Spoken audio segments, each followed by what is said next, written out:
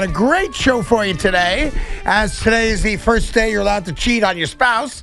If your spouse is an NFL team, and it's already mayhem across the NFL landscape, including the New York Jets and the New York Giants, and a lot of big names and a lot of big teams, and there's lots cooking, and we got you covered from soup to nuts from now till 7 o'clock tonight. Good afternoon, Big Mac. How are you today, kid? I'm doing well, Craig. Exciting day. Yeah. Exciting day. Now, nothing's official till Wednesday, of course, but deals are being made. Yep. Deals are being had.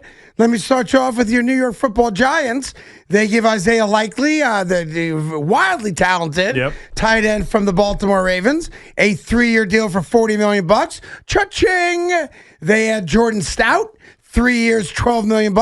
I think that makes him pretty close to being the highest paid punter. That's what I saw in football. Another former Raven coming over here. The New York Jets make the trade with the Dolphins for Minkah Fitzpatrick and a 7th-round pick. So that guy's our starting safety now. We had a Green Bay Packer pass rusher, Kingsley Enagbare, for a 1-year, $10 million deal. We had defensive end Joseph Asai, 3 years, $36 million. We had linebacker Demario Davis, 2 years, $22 million. And Breece Hall's upset. We got lots cooking today. Give me your first start with the Giants. Yeah. Because that's your favorite team. It is. I don't think you're moist yet, but no. An upgraded tight end. Yeah. And theoretically an upgraded punter. Oh, not theoretically. A major upgraded punter. And so the Giants' kicking game has been an embarrassment. No, not stunk. Worse Embarrassment. All right. For a team that can hardly win a game, watching them kick the ball around was about as, I mean, bad. to think that the team would win 4 games, and I could tell you I'm honestly embarrassed every time they punt. That's how bad it was. Okay. So this is clearly needed. Obviously, bringing in 2 guys under the Harbaugh umbrella from Baltimore, bring him in and get to understand his offense, which Isaiah Likely obviously does. You know, I talked about this. I love it, right? He's a great player. He's a talented player. He's kind of been under the shadow of the most successful tight end in franchise history with Baltimore. Yeah, Mark Andrews, Mark right? Andrews, to watch him blossom here is going to be interesting. He's a great player. You bring him over with Jackson Dart, institute the offense a little bit, or at least, we'll see about the offense. I know. I apologize to interrupt you. Yeah. Wan'Dale Robinson has just signed a contract with the Tennessee Titans. I saw that coming. So he's back with Brian Daboll. I apologize. No, so go ahead. They're lacking weapons. He's a weapon. Yeah. The only thing I would say, and I don't want to push back on it because I think it's a good contract and I think he's a great player. But much like Kenneth Walker, who goes to Kansas City, correct? Much like the running back position in general, I didn't think it was the first upgrade. And I know that doesn't mean it's the most important or will even be the biggest, but it's the first move they make. It was running back, although they haven't impacted it just yet, and tight end. It was clearly this was where they were headed. And I kind of like Theo Johnson. I think he's got an ability to be a good tight end in this league. Can't have too many good players, and Isaiah Likely clearly is better. Isaiah Likely is more athletic. Isaiah Likely has been able to hold on to the ball better, but it's not one of those, like, we talk about the draft, and you're like, but you need this and you need that. And the trade for McDuffie. Oh, they need a cornerback. Oh, they need linebackers. Oh, you can't draft this there. Like, tight end's not the position of need for me. No. They were okay at tight end. But what Harbaugh just proved to you is that he's trying to build the NFC's version of what he had in Baltimore. And what I mean by that is, well, you already referenced it. Mark Andrews was their lead tight end. Likely, obviously, a younger tight end, less expensive. And they used both guys a lot. So now what they're trying to create for Jackson Dart is a similar type of setup. We are going to give you weapons all over the field. Right. So now you have depth at tight end. Which I'm in favor of. And you have a legitimate number 1 tight end. Obviously, losing Wan'Dale Robinson a few moments ago, which you all saw coming. That's not a surprise. And him being reunited with Brian Daboll is not a surprise either. Obviously, you've got need at wide receiver, which lends itself more to your thought process last week of, would I draft a wide receiver 5th overall? And I wonder if signing him this early on, like one of the first move of free agency for them, is the idea that they don't know what's going on with wide receiver. Yeah, like, I don't know. We've seen some wide receiver movement, some trades, some re-signings. So, like, I don't know what the wide receiver market looks like. I don't know how the Giants feel they're going to be able to impact the wide receiver room. So you go out there and make sure you get a weapon you know you can go get. Go get another tight end. Right. Maybe you run some dual tight end offense. Obviously, they want to run the football, right? 2 tight ends on the field at the same time. Easy to run the football, play action pass, multiple weapons. I'm curious to see what it means for the wide receiver position. But overall, he is an excellent player. I really like the player. I think it's a great addition to the team. It's just not one of those fundamental needs that is really going to make the difference in whether or not the team is going to get significantly better better, but it should help Jackson Dart, which is my number one priority. And by the way, that doesn't mean they're not going to land a need. Yeah. This thing literally just started, I know, before noon, but at noon today is when this all officially started. And obviously nothing happens till Wednesday when the new league year begins. Flip to the Jets now for a second. Look, again, competency.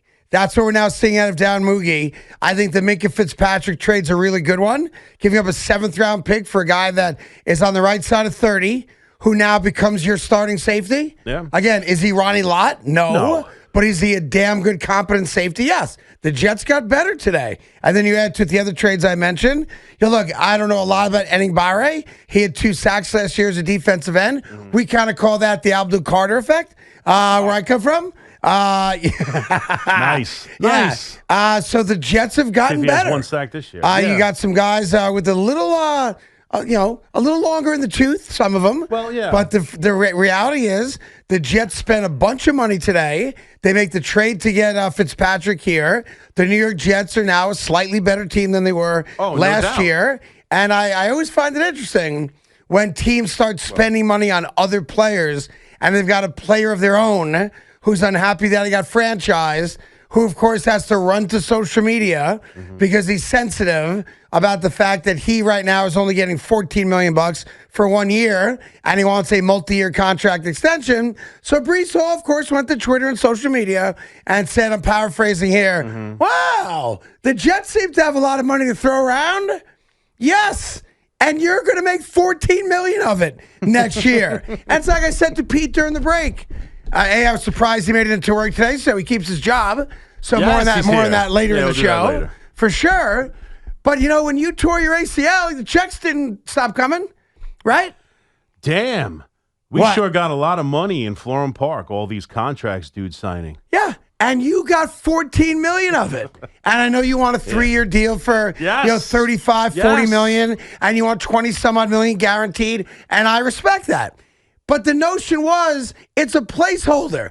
We're going to come back to you in July and try to get a deal done. So quit bitching about it. Well, at least there's some motive. At least you could read from the tweet, and I'll take a different tack on it because I know he's obviously frustrated. But he also sounds like he wants to stay a Jet. Right? He's looking for a contract. He's looking for a contract. Well, he's got no choice. He's under contract for the Jets. I know, but he's frustrated. The Jets haven't given him a contract. That doesn't sound like someone who doesn't want a contract from the Jets. His contract's coming, or at least the offer's coming in July. Like we knew this from Jump Street. Yeah. You tag the guy so you could kick the can down the street a little bit. Let me go out there and get free agents that I'm vying for. I got to worry about the draft coming up in a month now. I've got you under contract. You're mine. You can't go anywhere else. And in July, we'll take a look at the books and we'll make you an offer. All right. I mean, do you know? And if we don't, you have a choice. Don't play. Don't get paid $14 million. Or play football and make $14 million.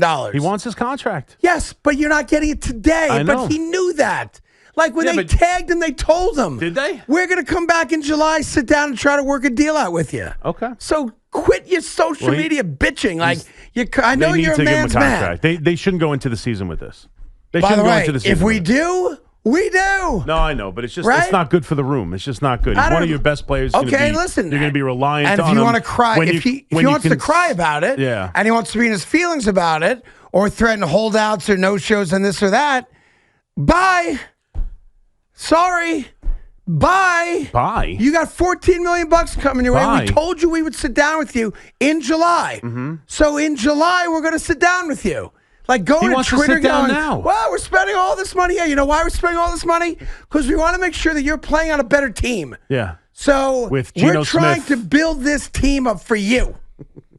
He's going to be their most important offensive player because right now it sounds like Carson Wentz and Geno Smith are going to be the two quarterbacks. It's not going to be Geno Smith. Yeah. It is not.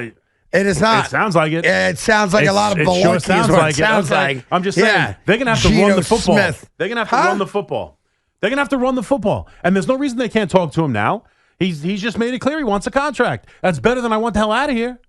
I want a contract. Let's go. Pay the man. He's their most important player. It's easy to say that when you have no choices. You just saw Kenneth Walker get paid. You see all these guys get paid. That's right. Everyone on your team getting paid. Yeah. Trading for a guy who's a Pro Bowler 3 years ago, instantly getting a contract. That's right. Where's my contract? Well, I'll tell you what. When you're the Super Bowl MVP, we'll give you one. All right. All right, how's that? Well, because if you want to compare careers, I'll take Kenneth Walker's over Breece Hall's.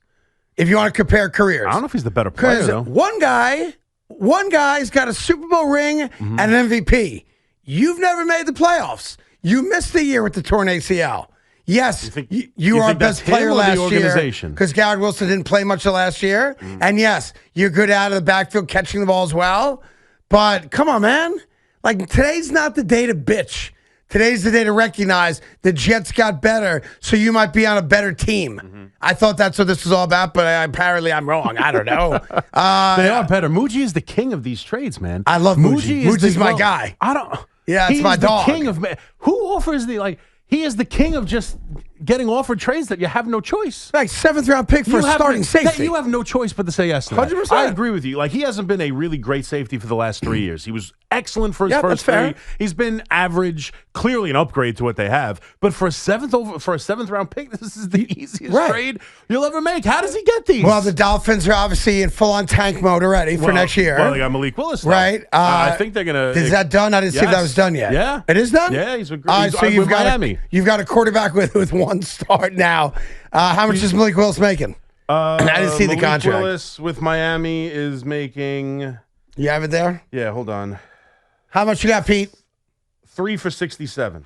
3 for 67. Yes. 3 for 67.5. So he did not get $40 million a year. He did not. Like some people on TV told you that he was going to get. He didn't even get $30 million a year. He's averaging what, 22 and change a year?